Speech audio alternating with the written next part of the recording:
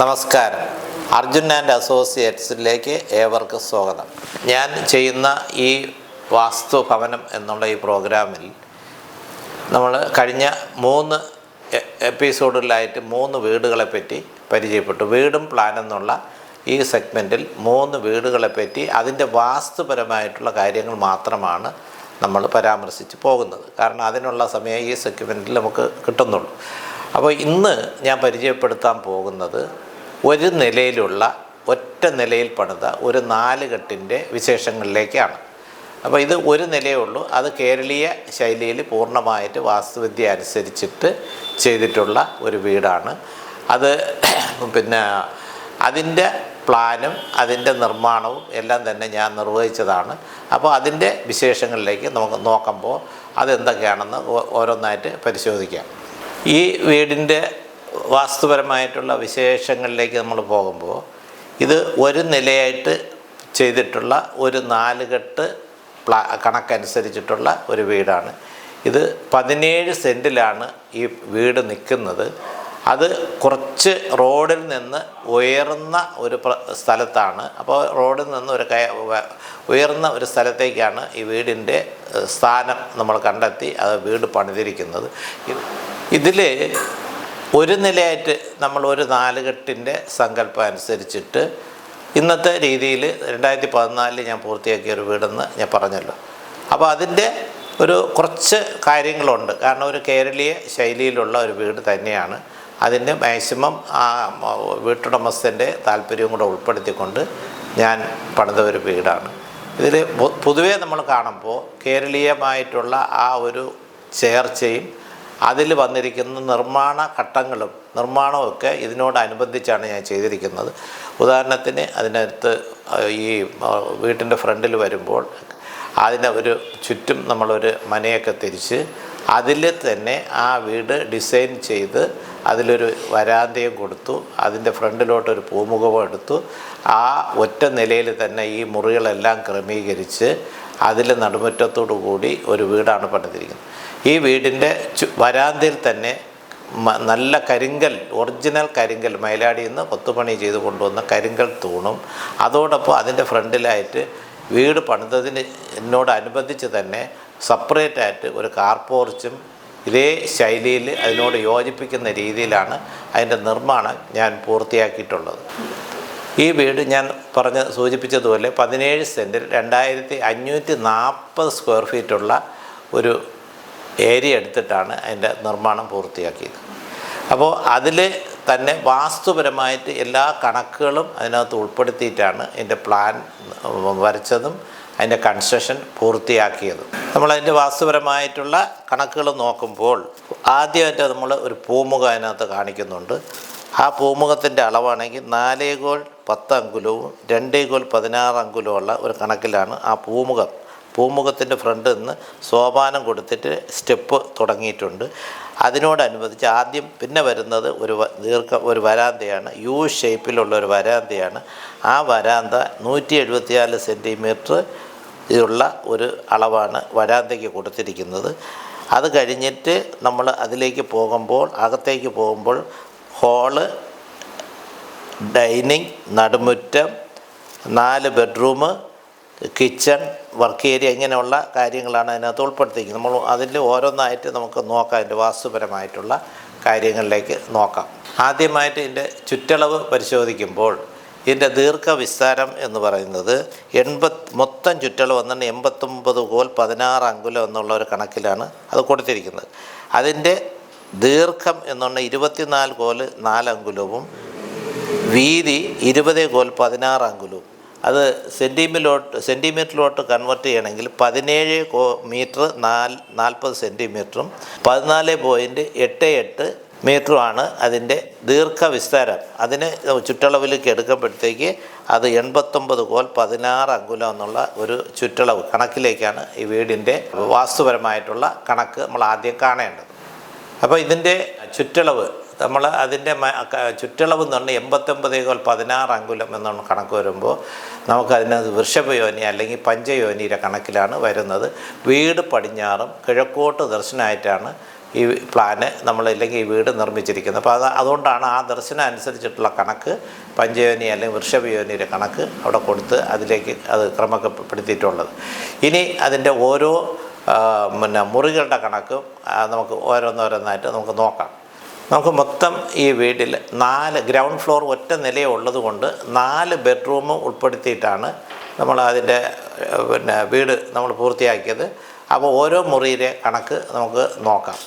ഇതിൽ മാസ്റ്റർ ബെഡ്റൂമായിട്ട് നമ്മൾ കാണുന്നത് 5x14 അങ്കുലം 6x6 അങ്കുലം ഉള്ള, അല്ലെങ്കിൽ സെൻറ്റിമീറ്റർ ആണെങ്കിൽ 402 × 378 സെൻറ്റിമീറ്റർ പറയുന്ന 21x16 അങ്കുലത്തിലുള്ള ഒരു ബെഡ്റൂമാണ് ആദ്യം നമ്മൾ കാണുന്നത്. അപ്പോൾ 21x16 ആ ബെഡ്റൂമിൻ്റെ ചുറ്റളവ്. രണ്ടാമത്തെ ബെഡ്റൂം എന്ന് പറയുന്നത് 4x14 അങ്കുലവും 5x14 എന്ന് പറയുമ്പോൾ 20x8 അങ്കുലം എന്നുള്ള ഒരു കണക്കിലേക്കാണ് അത് പോയിരിക്കുന്നത്. മൂന്നാമത്തെ ബെഡ്റൂം എന്ന് പറയുന്നത് 4x22 അങ്കുലം 5x14, അത് 21 കോൽ ചുറ്റളവിലാണ് ആ ബെഡ്റൂമിൻ്റെ കണക്ക് പോയിരിക്കുന്നത്. നാലാമത്തെ ബെഡ്റൂം എന്നുള്ളത് 5x6 അങ്കുലവും 5x6 അങ്കുലവും എന്നുള്ള സ്ക്വയറായിട്ടുള്ള ഒരു കണക്കാണ്, അത് 21 കോലാണ്. ഇതാണ് 4 ബെഡ്റൂമിൻ്റെയും വാസ്തുപരമായിട്ട് അളവുകൾ. അടുത്ത് നമുക്കിതിൻ്റെ മെയിൻ ഹാൾ അല്ലെങ്കിൽ ഡ്രോയിങ് ഹാൾ, സ്വീകരണ മുറി, അതിൻ്റെ കണക്കെന്ന് പറയുമ്പോഴത്തേക്ക് 9x22 അങ്കുലം 5x14 അങ്കുലം എന്ന് പറഞ്ഞാൽ 31 കോൽ ചുറ്റളവിലുള്ള ഒരു കണക്കാണ് ആ ഹാളിനെ സംബന്ധിച്ച് വരുന്നത്. അതിൻ്റെ സെൻറ്റിമീറ്റർ കണക്ക് പറയുകയാണെങ്കിൽ 714 സെൻറ്റിമീറ്റർ × 402 മെയിൻ ഹാൾ അല്ലെങ്കിൽ ഡ്രോയിങ് ഹാളിൻ്റെ അളവ്.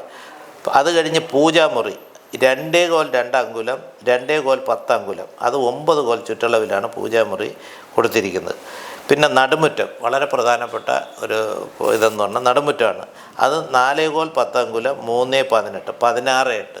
അപ്പോൾ ഞാൻ നേരത്തെയുള്ള കാര്യങ്ങളിൽ സൂചിപ്പിച്ച പോലെ നടുമുറ്റം എപ്പോഴും ദ്വിജയോനിയുടെ കണക്ക് വരണം. അപ്പോൾ ഇവിടെ 16x8 ദ്വിജയോനിയാണ്, ആ കണക്കിൽ തന്നെയാണ് അതിൻ്റെ നടുമുറ്റവും നമ്മൾ കൊടുത്തിട്ടുള്ളത്. പിന്നെ വരുന്നത് പൂമുഖം നേരത്തെ പറഞ്ഞു കഴിഞ്ഞു. ഇങ്ങനെ ഇതാണ് അതിൻ്റെ വാസ്തുപരമായിട്ടുള്ള ഈ വീടിൻ്റെ ചുറ്റളവ് ഞാൻ പറഞ്ഞത്.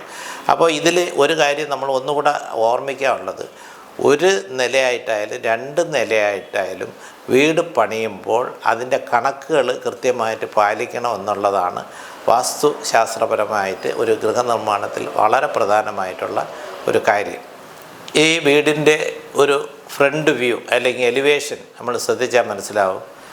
നമുക്ക് പഴയ കാലത്തുണ്ടായിരുന്ന ഒരു കേരളീയ തച്ചുശാസ്ത്ര വിധി പ്രകാരമുള്ള ഒരു വീടിൻ്റെ ഭംഗി കിട്ടത്തക്ക രീതിയിലാണ് അതിൻ്റെ എലിവേഷൻ ഉള്ളത്. ഇതിൽ വളരെ കാര്യമായിട്ട് നമ്മൾ മനസ്സിലാക്കാനുള്ളതെന്ന് പറഞ്ഞാൽ, നമ്മൾ ഈ അതിൻ്റെ ഇടക്കാലങ്ങളിൽ വാസ്തുവിദ്യയ്ക്ക് ഒരു പ്രചാരമൊക്കെ വന്നു. അത് കഴിഞ്ഞ് അതിനോടൊരു കുറച്ച് ആഭിമുഖ്യം വന്നപ്പോൾ നമ്മുടെ കേരളത്തിൽ അതിനൊരു സ്വീകാര്യത കിട്ടി. ആ സ്വീകാര്യത കിട്ടിയതിന് ശേഷം അനേകം ആൾക്കാർ ആ ഒരു ഇതിലേക്ക്, ആ ട്രെൻഡിലേക്ക് മാറി. അത് എപ്പോഴും ഒരു ഗൃഹനിർമ്മാണത്തിൽ ഒരു കാലഘട്ടത്തിനനുസരിച്ചിട്ടുള്ള ഒരു ശൈലി മാറ്റം ഉണ്ടാകും. അത് ഞാൻ ഈ മനസ്സിലാക്കിയ റിസർച്ച് മെൻറ്റാലിറ്റിയിൽ നോക്കുമ്പോൾ ഒരു 65 കാലം മുതൽ 80 കാലഘട്ടം വരെയുള്ള നിർമ്മാണ ശൈലി, 80 മുതൽ 95 കാലഘട്ടം വരെയുള്ള നിർമ്മാണ ശൈലി, 95 മുതൽ ഞാൻ ഈ വാസ്തുവിദ്യയായിട്ട് ബന്ധപ്പെട്ട് ഇറങ്ങിയതിന് ശേഷം ഏതാണ്ട് 2010, 15, 10 വരെ ആ ശൈലി തുടർന്നു പോകുന്നു. അത് കഴിഞ്ഞ് 2010 കഴിഞ്ഞപ്പോൾ ഈ ശൈലിക്ക് ഒരു മാറ്റം വന്നു. അപ്പോൾ നമ്മൾ എന്ത് പറ്റി, കുറച്ച് ഇതിൽ നിന്ന് മാറിയിട്ട് കണ്ടംപററി സ്റ്റൈലെന്നും കൊളോണിയൽ സ്റ്റൈലെന്നും ആധുനിക പ്ലാനെന്നും പറഞ്ഞ് കുറേ മാറ്റങ്ങൾ വന്നു. ഇത് ഇനി കുറച്ച് കാലം നിൽക്കും. അപ്പോൾ അതിൻ്റെ ഒരു പ്രത്യേകത എന്ന് പറഞ്ഞത്, ഇത് പഠിക്കാനായിട്ട് അല്ലെങ്കിൽ മനസ്സിലാക്കാനായിട്ട് നമ്മൾ താല്പര്യമുണ്ടെങ്കിൽ നമുക്കിത് പരിശോധിച്ചാൽ പഴയ കാലത്ത് ഞാൻ പറഞ്ഞില്ലേ, ഈ 80 കാലഘട്ടം വരെയുള്ള വീടുകളിലുള്ള ഒരു നിർമ്മാണ ശൈലി എന്ന് പറഞ്ഞാൽ, ഒരു വീട് വെച്ചിട്ട് അതിൻ്റെ മുന്നോട്ട് ഒരു പ്രൊജക്ഷനൊക്കെ എടുത്ത് ഒരു ഷോവാളെല്ലാം കെട്ടി അതിൽ ഗ്രാനൈറ്റും ടൈൽസും ഒക്കെ പതിച്ച് വരുന്ന ഒരു രീതിയായിരുന്നു കണ്ടുവന്നത്. അത് കാലക്രമേണ മാറിയിട്ടാണ് വീണ്ടും അതിൻ്റെ മാറ്റം വന്നിട്ട് ഈ വാസ്തുവിദ്യ അനുസരിച്ച് കേരളീയമായിട്ടുള്ള ഒരു ടച്ച് വരികയും അതിന് ഇങ്ങനെയുള്ള ഒരു ആംഗിളിലേക്ക് വന്നെത്തുകയും ചെയ്തു. അവിടെ എന്ത് പറ്റി, ഇത് നമ്മൾ ചെയ്യുന്ന ആൾക്കാരുടെ ഒരു ഔചിത്യബോധം ഇല്ലായ്മ കൊണ്ട് ഇതിനകത്ത് തീർച്ചയായിട്ടും പലപ്പോഴും പല പാളിച്ചകളും പറ്റും. കാരണം ഞാൻ പറയാം. ഒരു റൂഫ് നമ്മൾ അതിൻ്റെ ഒരു സ്ലോപ്പ് റൂഫാണെങ്കിൽ ആ സ്ലോപ്പ് റൂഫ് ചെയ്യുന്നതിന് വാസ്തുപരമായിട്ട് ഒരു കണക്കുകളുണ്ട്. എന്ന് പറഞ്ഞാൽ അതിൻ്റെ സ്പാന് അല്ലെങ്കിൽ അതിൻ്റെ വിസ്താരം എത്രയാണോ അതിൻ്റെ ഇത്ര അംശം അതിൻ്റെ ഹൈറ്റ് വരണം. ഓടിട്ടതിനും ഷീറ്റിട്ടതിനും ഒക്കെ ആ കണക്കാണ്. മറിച്ച് ഇതൊന്നും നോക്കാതെ നമ്മൾ ഇതിനകത്ത് ചെയ്യുമ്പോഴാണ് പലപ്പോഴും അത് ഒരു അഭംഗിയായിട്ട് തോന്നുന്നത്.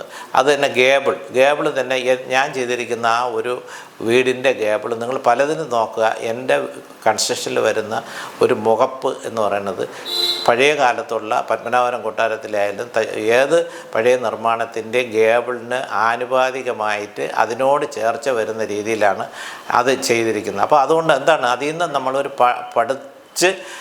അതിൻ്റെ പ്രൊപ്പോർഷനാലിറ്റി എടുത്ത് നമ്മൾ ചെയ്യുമ്പോഴാണ് ആ മുഖപ്പിനൊക്കെ ആ ഒരു ഗാംഭീര്യം അതിനകത്ത് വരുന്നത്.